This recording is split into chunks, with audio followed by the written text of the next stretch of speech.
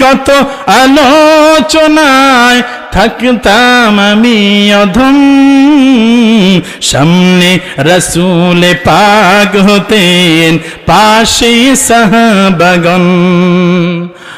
আবু বকর, ওমর, ওসমান, আলী থাকলে কেমন হতো? আবু বকর, ওমর, ওসমান, আলী সঙ্গী কেমন হতো? জন্ম আমার নবীর যুগে হলে কেমন হতো? জন্ম আমার নবীর যুগে,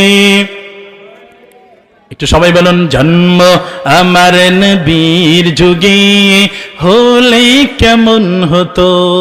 দুনয়নে রাসূল পাক দেখলে কেমন হতো?